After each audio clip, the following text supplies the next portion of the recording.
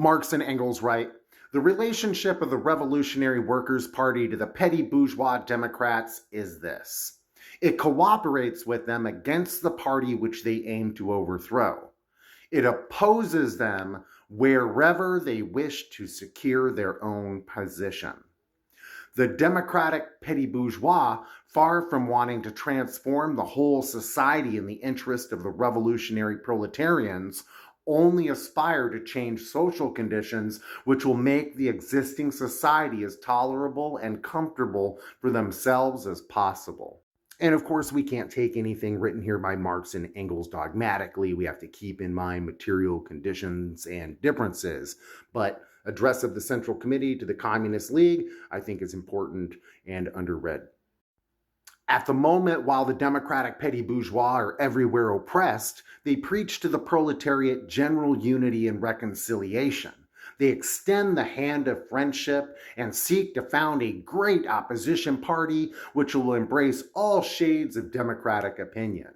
That is, they seek to ensnare the workers in a party organization in which general social democratic phrases prevail while their particular interests are kept hidden, and in which, for the sake of preserving peace, the specific demands of the proletariat may not be presented. Such unity would be to their advantage alone and to the complete disadvantage of the proletariat. The proletariat would lose all its hard-won independent position and be reduced once more to a mere appendage of official bourgeois democracy. This unity must therefore be resisted in the most decisive manner.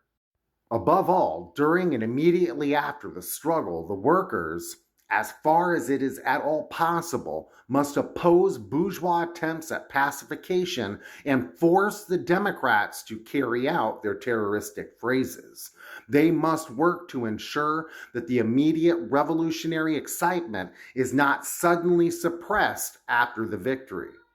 On the contrary, it must be sustained for as long as possible, far from opposing the so-called excesses, instances of popular vengeance against hated individuals or against public buildings with which hateful memories are associated.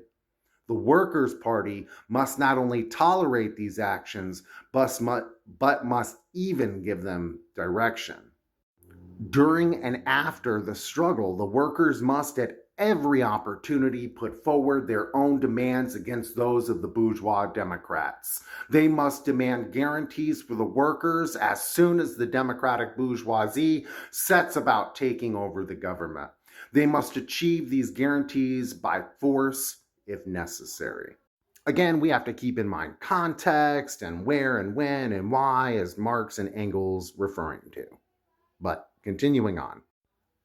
That workers' candidates are nominated everywhere in opposition to bourgeois democratic candidates. As far as possible, they should be League members, and their election should be pursued by all possible means. Even where there is no prospect of achieving their election, the workers must put up their own candidates to preserve their independence, to gauge their own strength, and to bring their revolutionary position and party standpoint to public attention. They must not be led astray by the empty phrases of the Democrats, who will maintain that the workers' candidates will split the Democratic Party and offer the forces of reaction the chance of victory. All such talk means in the final analysis that the proletariat is to be swindled. Did they just write this yesterday? They must drive the proposals of the Democrats to their logical extreme. The Democrats will in any case act in a reformist and not a revolutionary manner, and transform these proposals into direct attacks on private property. If, for instance, the petty bourgeoisie proposed the purchase of the railways and factories, the workers must demand that these railways and factories simply be confiscated by the state without compensation as the property of reactionaries. If the Democrats propose a proportional tax, then the workers must demand a progressive tax. If the Democrats themselves propose a moderate progressive tax, then the workers must insist on a tax whose rates rise so steeply that big capital is ruined by it. If the Democrats demand the regulation of the state debt, then the workers must demand national bankruptcy.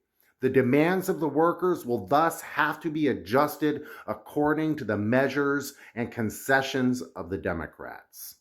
You can read this piece for yourself for free on Marxist.org. I will include a link in the description. Solidarity, comrades.